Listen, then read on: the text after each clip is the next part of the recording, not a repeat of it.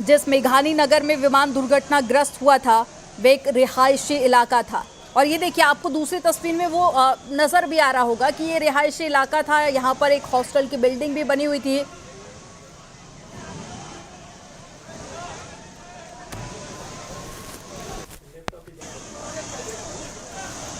हमारे साथ में मोहम्मद अली शाह डिफेंस एक्सपर्ट जुड़ गए हैं। सर, बहुत स्वागत है आपका न्यूज़ 18 पर।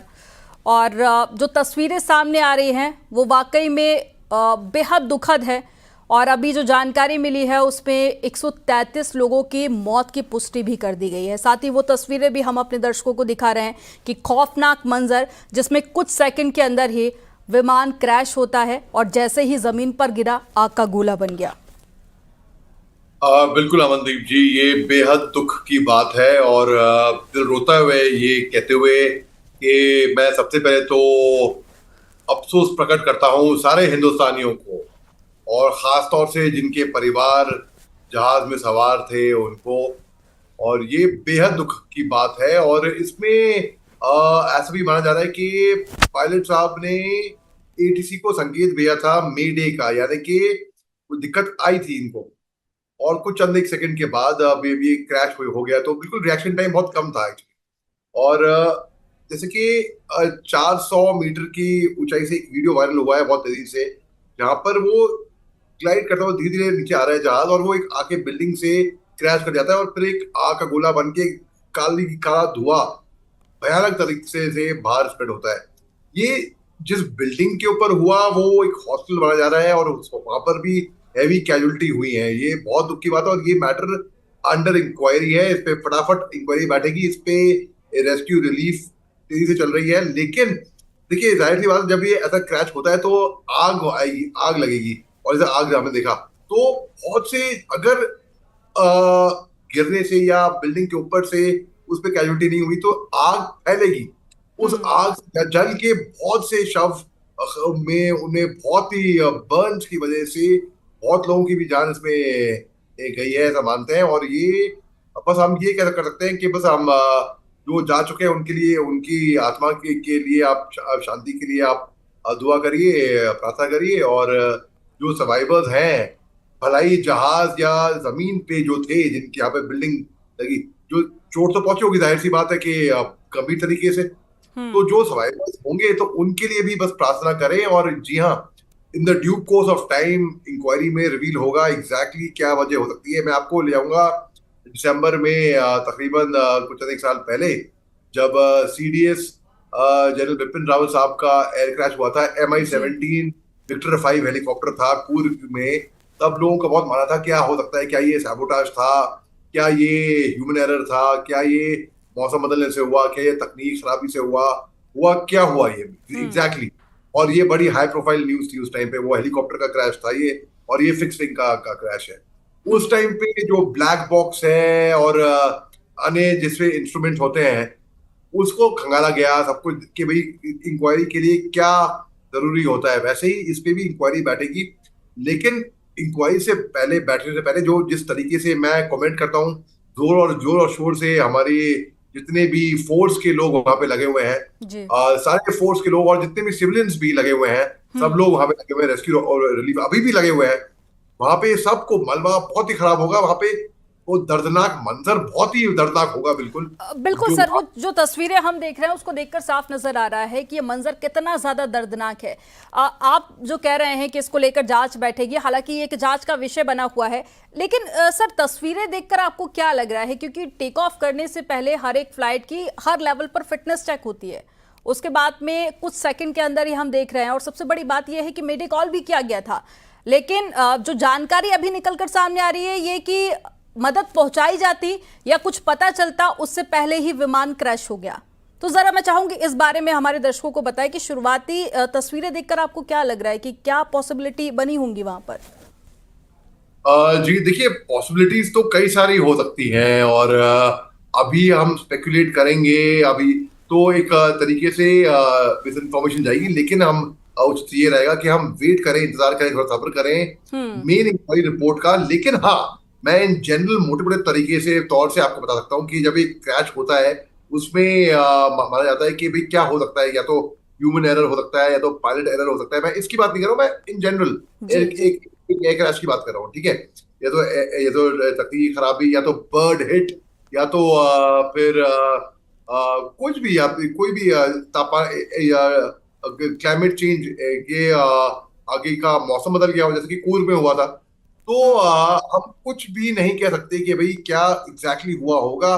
पूरा ये इंक्वायरी तस्वीरें सामने आई हैं, काफी एनालिसिस चल रहे हैं, लोग गैस वर्क कर रहे हैं, बिल्कुल। लेकिन अभी भी जो लोग गैस वर्क कर रहे सर, मैं हैं। यहाँ पर आपको रोकना चाहूंगी। प्रधानमंत्री नरेंद्र मोदी की तरफ से भी इसको लेकर एक ट्वीट किया गया है। उन्होंने अपनी संवेदनाएं प्रकट की हैं और साथ ही उन्होंने कहा कि मैं मंत्रियों के साथ में संपर्क में हूं, अधिकारियों के साथ में। प्लेन हादसे पर प्रधानमंत्री नरेंद्र मोदी ने दुख जताया है। उन्होंने कहा कि हादसे की खबर सुनकर बेहद दुख हुआ, दिल दहला देने वाली ये घटना है। मेरी संवेदनाएं प्रभावित लोगों के साथ में है और मंत्रियों और अधिकारियों के संपर्क में हूं। प्रधानमंत्री नरेंद्र मोदी की तरफ से ये ट्वीट किया गया। जी सर, अपनी बात पूरी कीजिए। जी, तो प्रधानमंत्री साहब की तरफ से भी ट्वीट हो गया है कि अफसोस जताते हुए कि भाई सबसे पहले तो अहमदाबाद में अपने जो लोग हैं, साथी हैं, दोस्त हैं, सबसे अपना वेलफेयर चिंता भी प्रकट करें कि भाई आप कैसे हैं, सब खैरियत तो है। और ये बहुत ही दुखद बात है। कई लोग स्पेकुलेट कर रहे हैं कि भी क्या हो सकता है, क्या ये सैबोटाज हो सकता है, क्या नहीं, क्या है। वो इंक्वायरी का विषय है और वो इंक्वायरी में आएगा स्थित। लेकिन जो भी होगा इसको रेक्टिफाई किया जाएगा। देखिए, एयर इंडिया जो है एक रिप्यूटेड एयरलाइन है बेसिकली, और काफी सालों से हमारे यहाँ चल रही है। और जो हम्म। पायलट साहब थे वो बहुत ही एक्सपीरियंस, उनका बहुत ही तजुर्बा था उड़ान भरने का, सब कुछ सब कुछ कुछ कभी ऐसी कोई कभी खामी नहीं लगी। लेकिन हुआ क्या एग्जैक्टली, व्हाट ट्रिगर्ड, क्या वजह क्या थी, रूट कॉज क्या था, ये अभी सब लोग इसके बारे में अभी चिंतित होंगे। मैं एक बात और आपके माध्यम से, आपके चैनल के माध्यम से और आपके माध्यम से मनप्रीत जी, मैं हम्म। सबको ये बात कहूंगा कि देखिए, व्हाट्सएप सारे की सबके व्हाट्सएप है, व्हाट्सएप के सबके पास चल रहे हैं, वीडियोस, चित्र शेयर हो रहे हैं, दर्दनाक चित्र शेयर हो रहे हैं, ठीक है। मगर अभी कोई स्पेकुलेट ना करें। कोई एक तरीके से कि एक व्हाट्सएप यूनिवर्सिटी में लोग अनुमान तौर पे अपनी मर्जी से लगा के एक थ्योरी लगा के लिख देते हैं कि ऐसा हुआ होगा, कोई एनालिसिस ना दें व्हाट्सएप पे। दूसरी बात है कि व्हाट्सएप पे खास तौर से जो जैसे कि जोक्स होती है ना कि चुटकुले या फॉरवर्ड, एक दिन मत करो आप, कोई बड़ी बात नहीं। As a mark of respect आप रिस्पेक्ट दो कि अभी हमारे देश में इतना बड़ा एक हादसा हुआ है, सबका ध्यान, सबका फोकस, सबकी सबकी दुख वहां पर है। आप वो रिस्पेक्ट करते हुए मैं दरखास्त करता हूं कि भाई अगर हम जहाज का के बारे में, क्रैश के बारे में बता रहे हैं, बीच में कहीं से एक स्ट्रे फॉरवर्ड किसी का आ जाता है, एक चुटकुला कहीं से आ जाता है, ये कोई वक्त नहीं है चुटकुले फॉरवर्ड करने का। ये एक चिंताजनक बात है। और हम बिल्कुल प्रार्थना करें अपने ईश्वर से, भगवान से, आप बिल्कुल जस्ट प्रे टू गॉड उनके शांति के लिए, जो लोग जा चुके हैं और जो लोग हैं अभी फिलहाल अपने बहादुरी से लड़ रहे हैं, उनकी अच्छी सेहत के लिए जल्दी प्रार्थना कर रहे हैं। लेकिन सर, अभी जानकारी ये भी मिल रही है कि एयरपोर्ट से सिर्फ 15 किलोमीटर की दूरी पर यह हादसा हुआ है। जो जगह पर प्लान क्रैश होकर गिरा है उसका जो डिस्टेंस है वो सिर्फ 15 किलोमीटर बताया जा रहा है। और मेडे कॉल भी की गई थी, एक सिग्नल भी मदद के लिए भेजा गया था। मैं चाहूंगी जरा इस बारे में आप बताइए कि क्या वक्त नहीं मिला होगा कि कोई मदद वहां तक पहुंचाई जा सके? जी देखिए, अनुमान तौर पे जो एटीसी पे होते हैं या जो पायलट होते हैं खास तौर से, वो इतने वेल ट्रेन होते हैं। एक एक सेकंड बहुत कीमती होता है, एक एक सेकंड की कीमत समझते हैं। और फौजी आदमी से बेहतर कौन समझेगा एक सेकंड की कीमत, जहां पे एक जान जा सकती है, जान बची जा सकती है एक एक सेकंड में। तो जी हाँ, यहाँ पर अब क्योंकि सेकंड में हुआ ये, और वो वायरल वीडियो सबने देखा होगा कि भाई प्लेन ग्लाइड करके नीचे आ रहा है और बिल्डिंग से वो हिट होता है और वो एक आग आती है और काला धुआं निकल कर आता है और बहुत बड़ी आग पकड़ती है। तो बिल्कुल, अगर मीडिया कॉल के बाद भी जब ये रिस्पॉन्स जब तक करे, इंसान है अल्टीमेटली, जब रिस्पॉन्स जब तक करें तब तक वेरी सैड हादसा तब तक हो चुका था, too late by that time. तो ये एक इसमें इंसान भी हम क्या कर ले, हम इसमें हम we can do a best. हम अपना सबसे जितना हमारे हमारे क्षमता में है हम करेंगे और कर भी रहे हैं। और मगर देखिए, मगर जब टाइम होता ही नहीं, बिल्कुल रिएक्शन टाइम था ही नहीं, बिल्कुल ऐसा हुआ कि खट से इसमें कई लोग पूछते हैं कि कोई इंपॉर्टेंट लोग सवार थे, क्या थे? भाई इम्पोर्ट सारे जो भी हिंदुस्तानी थे सब इंपॉर्टेंट है, हिंदुस्तानी सारे इंपॉर्टेंट है। तो इसमें बिल्कुल रिएक्शन टाइम नहीं मिला होगा। और ये जहाज, जैसे कि आपको मैं बताता हूँ कि नेपाल नेपाल का जो एयरपोर्ट है वहां का एक रिकॉर्ड है कि ये बहुत एक वैली टाइप है, और वहां पर एक ट्रिकी है वहां पे टेक ऑफ या लैंडिंग। यहाँ पर क्या होगा अहमदाबाद में, हुआ क्या होगा, ये इंक्वायरी के बाद निकल कर आएगा। और मगर जिस तरीके से, खास तौर से मेरे पास तो फ्लड हो रखे हैं मेरे व्हाट्सएप पे, वीडियोस एक के बाद एक के बाद एक वीडियोस और पिक्चर, जो चित्र आए हैं, जो मंजर आए हैं सामने, वो दिल दिला देने वाले हैं वाकई में। और दिल रोता है देख के ऐसा ऐसा हुआ है। और मैं आपकी दाद देता हूँ, आपने फटाफट इसकी रिपोर्टिंग करी, और बड़े ही मैच्योर, बैलेंस और रैशनल तरीके से आपने रिपोर्टिंग करी है। शुक्रिया। बिल्कुल।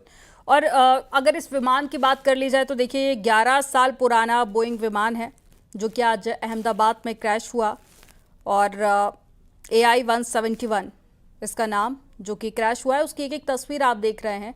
ये देखिए, भयावह और ये दर्दनाक मंजर, धुएं के गुबार आपको साफ नजर आएंगे। रेस्क्यू ऑपरेशन टीम इस वक्त भी मौके पर मौजूद है, और दोनों पायलटों समेत 18 लोगों की मौत की पुष्टि पहले की गई थी, लेकिन अब जानकारी यह है कि 133 लोग, और ये आंकड़ा और ज़्यादा बढ़ गया है, 158 लोग। सर, जानकारी आ रही है कि 158 लोग 242 में से, जिनकी मौत की पुष्टि अभी तक प्रशासन की तरफ से कर दी गई है।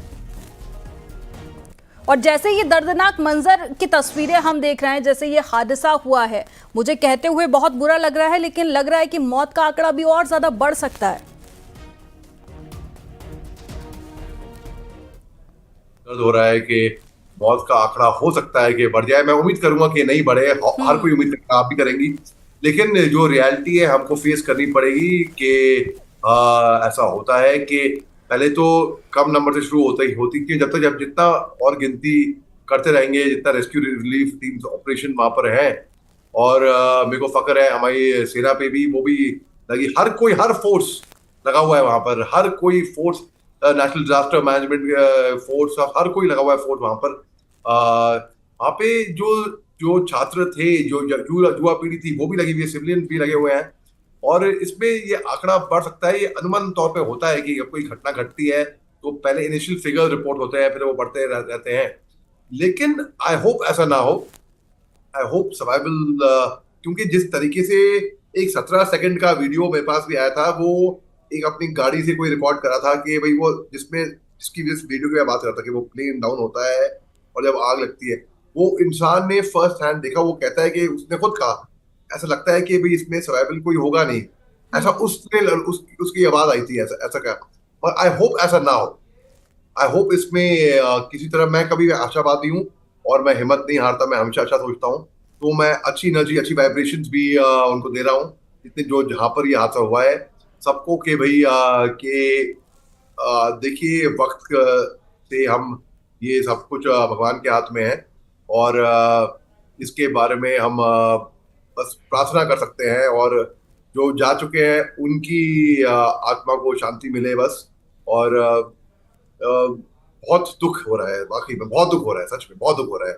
मेरे को याद आ रही है कि मैंने जब शव देखे हैं, मैंने अपनी आंखों से शव जले हुए, कटे हुए देखे हैं। मैंने जब मैं जम्मू कश्मीर में रह चुका हूँ मैं, और मैं मणिपुर, नागालैंड में रह चुका हूँ मैं, तो मैंने अपनी आंखों से देखा है, और वो अच्छा मंजर नहीं था बिल्कुल भी।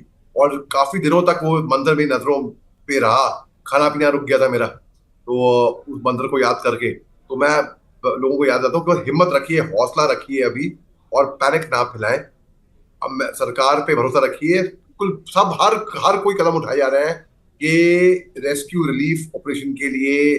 सब कुछ वहां पे डैमेज बहुत हुए हैं, जितने भी कैजुअलिटी, जितने भी डैमेज हुए हैं, आप बस उसके लिए प्रार्थना करिए।